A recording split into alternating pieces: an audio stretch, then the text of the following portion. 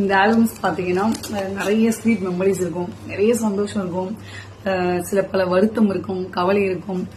எங்க அம்மா அப்பா இதுல இருக்காங்க, இப்ப எங்க கூட இல்ல. ஸோ அவங்களுடைய நினைவுகள்லாம் பாத்தீங்கன்னா ரொம்ப கஷ்டமா இருக்கும். நினைச்சனா டக்குன்னு அழுக வந்துடும். சரி, ஓகே. இப்ப இந்த ஃபிகரை பாருங்க, செம்ம ஃபிகர், வேற லெவல்ல.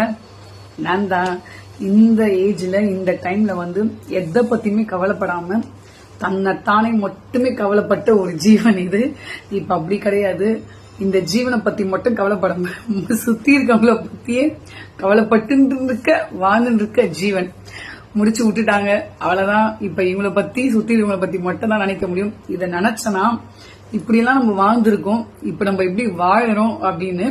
அதுவும் இல்லாத நம்ம அப்பா அம்மாலாம் எவ்வளோடா நம்ம டார்ச்சர் பண்ணி இருக்கோம், அதுக்கான இதுதான் இப்ப நம்ம படுறோம் அப்படின்னு ஒரு சில இடத்துல நான் நினைப்பேன்.